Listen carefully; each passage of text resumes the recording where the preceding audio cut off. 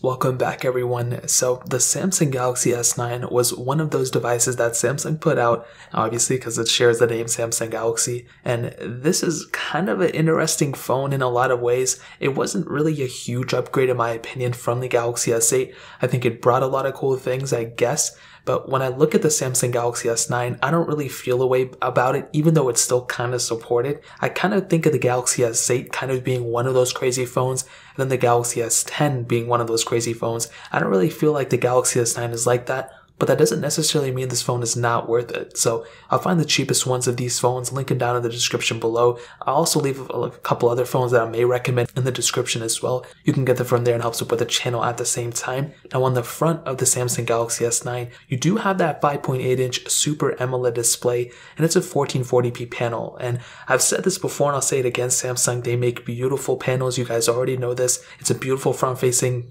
display. I don't think this thing has a back-facing display. And even with the bezel on the top and bottom, even that doesn't really affect anything or make any, but it doesn't make me feel away. Even though obviously, like I stated, the bezel on it isn't the best looking thing. It's totally okay. I don't really have a problem with it. And especially when you consider the fact that the iPhone 10 came out just a couple months before this, it really makes me feel really happy about this because we still have notches on all the iPhones. There's no iPhones that even kind of look, I would rather have this than a notch to be honest, but I'm okay with that design too. But this phone for sure on the front, I think it looks beautiful still, and the panel is definitely not a flaw. It's definitely one of those things that have held up extremely well for the almost 3 years that it's been out. Now you do have the USB Type-C port and headphone jack on this phone as well, which is really cool. You have IP certification as well, which is huge, but also you have a micro SD card slot, which that is a really awesome thing. Hopefully Samsung doesn't remove it with the next version or the Galaxy S phones that are coming out in like a week or two. I guess we'll see, but the micro SD card slot on this device is a huge asset for sure. And on the back, we have that standard glass back, not a frosted glass back or anything, but I'm totally okay with it. This type of glass back is still perfectly fine in my eyes. I don't know how you guys feel, especially with like the frosted glass backs. I like those more, but this one still feels perfectly fine in my head. And you also have a fingerprint sensor on the back. This was right before Samsung switched over to the fingerprint sensor in the display. As I stated before, I think this is perfectly fine. Having a fingerprint sensor like this is perfectly fine, but it is kind of a learning curve, if you will. But above that fingerprint sensor, we do have that single camera setup, which I'll go ahead and hit on right now. It is a single 12 megapixel sensor, and you have optical image stabilization. You have, different capabilities when it comes down to things like that. Now, is it perfect? I don't know, I'm not really looking for perfect, I'm mostly looking for good, and this thing has the ability of shooting 4K at 60, which that in and of itself is a huge plus and really did future-proof this specific camera, but you also have a lot of features built into this specific camera lens as well. It's not like this camera is, like a super outdated, ugly camera. Really the only thing, and I think this may be the only problem that I have with the back camera, it's really only one sensor, and when you look at a lot of phones that have been coming out since 2018, they've all pretty much been having dual camera setups, if not triple or quadruple, sometimes even 5 camera sensors. I think with the S9 Plus, that seems to be a better camera because you do have an additional lens on that. But this one, it's a single camera. You don't really have crazy functionality. Having that telephoto and ultra wide sensor, kind of capability is huge. And I always look at phones who have that capability and really applaud those because they just future proof those phones like crazy. With this one only having that single lens, it really doesn't help it, but it isn't too bad either. For a lot of people, as long as you're not filming anything crazy on your device, will be okay. But that front camera is the sensor I have more of a problem with. It's an 8 megapixel sensor. You also have a 2 megapixel iris scanner, which is always funny to say. Now it can only shoot 1440p videos, which again, that kind of does date it because we do have the ability of shooting 4K nowadays on the front camera on pretty much every phone that comes out, at least every flagship phone. So that's another pretty big thing that dates it. If you're somebody who uses the front camera a lot, you make a lot of selfie videos, you post a lot of selfies on Twitter, or you're doing a lot of videos or whatever using your front camera, you're definitely going to be having not the best quality here unless you do a lot of post-processing. Picking up a phone like a Galaxy S20 or your iPhone 12 Pro, whatever, you're going to see a bigger differences on the front cameras on those phones than on the back camera between these. So that's really pretty much how I'd sum it up. And that's kind of how I've been talking about a lot of these phone cameras that have been coming out recently, especially these used ones, just because the front cameras I feel like have made a huge improvements, where the back cameras are still, making huge improvements, but the quality is, still there for sure. Now, software-wise, this was one of the things about this phone that was kind of good, but kind of bad at the same time. So it did get One UI 2, which was on Android 10, which is cool. I think it did get One UI 2.5 as well, but I don't really remember. But this thing was pretty much guaranteed and said that it wasn't getting One UI 3 3. Now, is that a big deal? It totally depends how you look at it. And the main reason for this is because when you have a phone like the Galaxy S10, Samsung pretty much put out that starting with the Galaxy S10, it's going to be getting the next version of Android. And that really made me feel away because I really wanted to see more capability from these older phones. And yes, the S10 is a cool phone and I'm glad it's getting support, but it would have been even cooler had Samsung supported this device. There's not a lot of software support that these phones get, from the first of all, but now that Samsung added the extra year, could have really, I'm glad that the new future, Androids, including the S10, are getting more updates,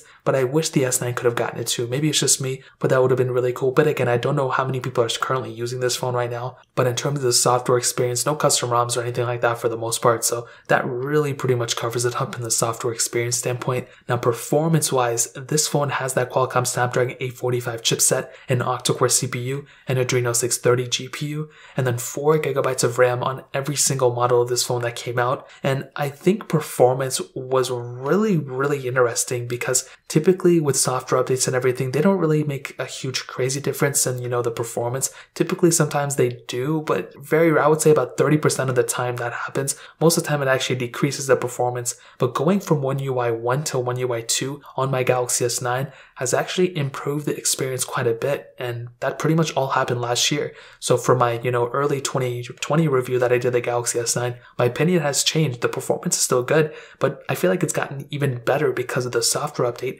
And the biggest change, what I can allude to this, is because of the software. With One UI 2, we did get that new gesture-based design, which was always there on Android, but now we had a much more seamless, you can swipe up and get into multitasking like that, and it makes the phone feel that much better and that much more of a capable machine when it comes down to the smoothness factor. I love having that type of capability on a device like this, and going from the nav bar button to now the swiping gestures makes the phone feel that much, it makes it feel so much better, and I really do like that. So that in and of itself improved my experience with the device overall, but the performance is still pretty consistent. It's not the fastest thing in the world. I already compared it to all those other Android phones that have come out, and like I said, I don't know what I was expecting, but it definitely has improved quite a bit when it comes down to the whole entire gesture-based experience and made the phone feel that much smoother for sure. Is it perfect? Like I said before, absolutely not. The app animations can sometimes still be slow, but they have gotten better, which that in and of itself I think is a big, huge thing for this specific device as well. So in terms of performance, I still give it a thumbs up. I think it's a really good performing phone still. It's not perfect, but I think for the age of this phone being almost 3 years old, it's still pretty decent in my opinion. So in terms of the performance, that pretty much covers it up.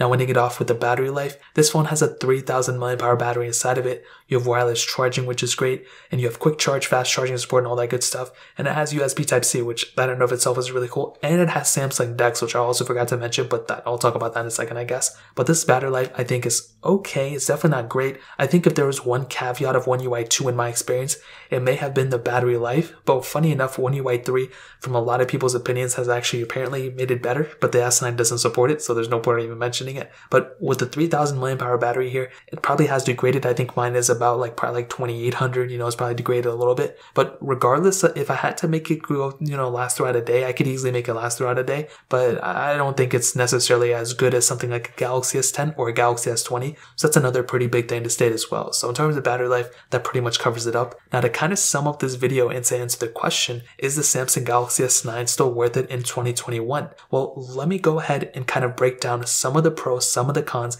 and kind of sum up the whole entire video from that. So the pros, there's a lot of pros for this device still. First of all, on the outside, the display specifically, that Super AMOLED display is still beautiful. It still holds up extremely well. And every time I look at this phone and I pick it up, the display is one of those things that I can't really complain about. A lot of phones, especially nowadays in that couple $100 price range, you can complain about the display. This specific device, I can't really do that. It looks like a really, really good panel. Even though there's a little bit of bezel on the top and bottom, it's totally okay for the time being, and it still looks very, very good. You have USB Type-C with Samsung DeX, which is awesome, which gives you some type of desktop experience when you plug it in, which that in and of itself is another huge thing with this device. And on the back, you have obviously, like a really good camera setup, the fingerprint sensor. You have wireless charging and IP certification on this phone.